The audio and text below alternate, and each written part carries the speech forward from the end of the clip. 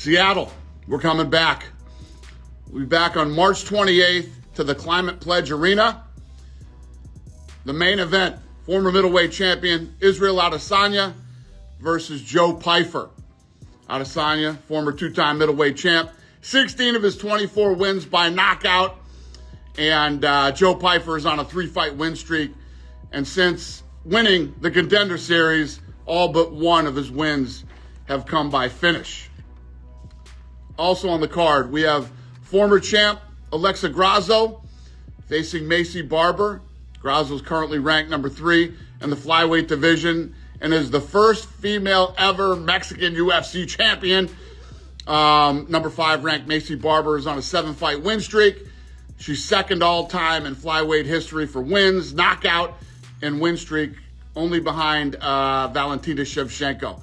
Tickets are on sale February 6th on Ticketmaster. Ladies and gentlemen, March 28th from Seattle, Washington, and streaming on Paramount Plus. I'll see you up in Seattle. Have a good day, everybody.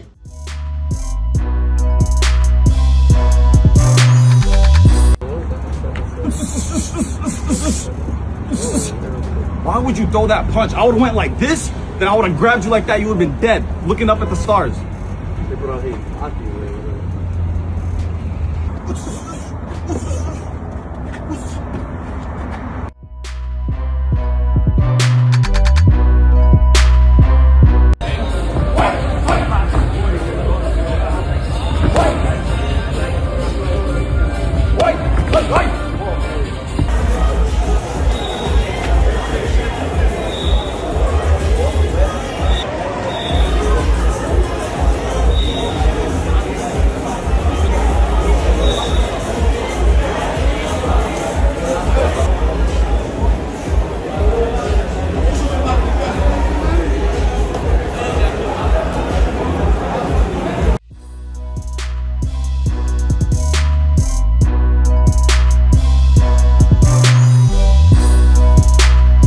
No, I wasn't too surprised. I know Willie is going through a lot of stuff and wish him nothing but the best with it, know what I mean? That's nothing to do with us fighting, it's nothing to do with being in the cage, so all that around his family life, I hope everything goes perfect for him, but when he does finally come back and get in the cage, I'm going to punch his face in.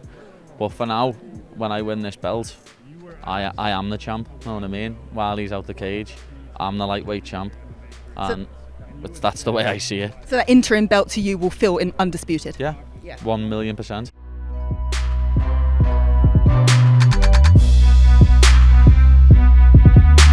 Obviously, I guess whether people are just going off what I say, like I'm like, how many more do I have? If I was to get beaten up, am I gonna, come back to fight? No, you know what I mean? But that's not my plans, unless something, things go horrendously wrong. I'm planning on going back out there. Whether the next one, taking on an undefeated fighter in the UFC or something like that, I mean, that's appealing. Maybe that could be one that I finish up on. But right now, I plan on everything going well, getting my hand raised, hopefully taking minimal damage so I can have a quick turnaround and still fighting. So the plan isn't definitely to retire, you know what I mean? So that's, I don't know where that comes from. Okay. There was a talk straight after my last fight. I'm like, how many more? You never know. There were talks like that. But as soon as I started training, I was like, let's keep going.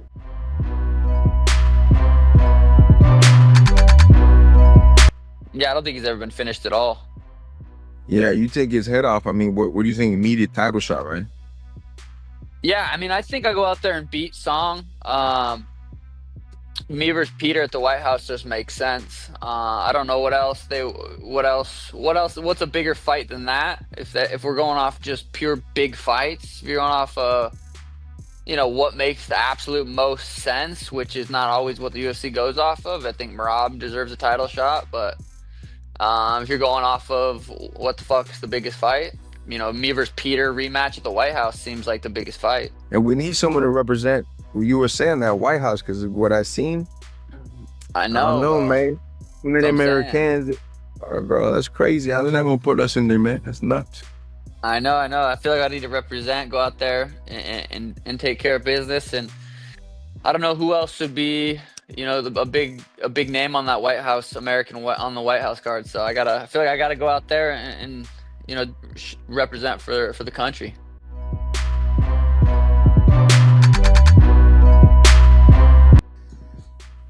Hey, your favorite podcaster is a Fed. That's right. That podcaster that you watch with tens of millions of views on every episode and always has the most esteemed guests around the world coming into their show. Yeah, they're a Fed. And I know this because I've been in the podcast industry here for about 6 months, and that's all it took me to realize that it's all fake. See, my first podcast episode ever had hundreds of millions of views. It literally went worldwide, and most of the people in the world agreed with me. A few idiots that are sensitive and behind, they got offended, but most people agreed with me. So I had hundreds of millions of views on my first episode. Episode number 2, bam, 2,000 views. So my episode views go from millions, tens of millions, hundreds of millions, worldwide attention. Episode 1, episode 2, boom, nothing. I'm just telling you, everything is censored. Damn near every one of them podcasters are Feds. And just want to let you know, you can't censor 100 million people with shotguns. You can't censor 100 million people with rifles. We will be heard. The day's not come yet, but when the day comes, we'll be heard. So y'all stay strong. They're going to censor us. They're going to tell us we're nothing. They're going to make fun of us. Remember, we'll be heard on that day, okay? So y'all take care. God bless you.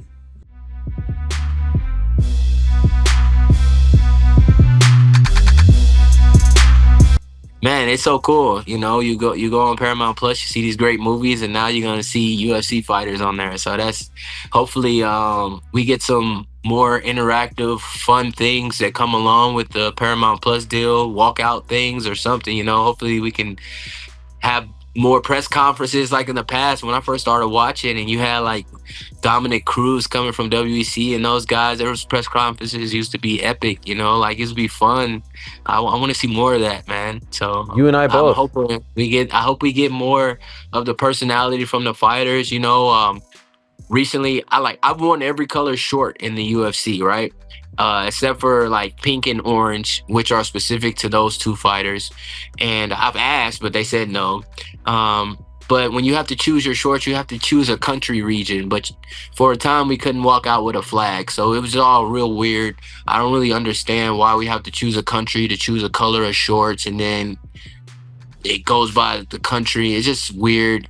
And, but man, I just hope we get back to some individuality with the fighters. I think a great thing would be if they just allow a fighter to send in a design for them to okay or fix, and then that be the fighter's kit, and that way fighters can have their own kit for that contract or however set long. I think it's simple fixes to help fighters have individuality again, and I'm just hoping we get to that a little bit more, so it's bring that fun back to the UFC. Our boss is such a big advocate for us having our own voices.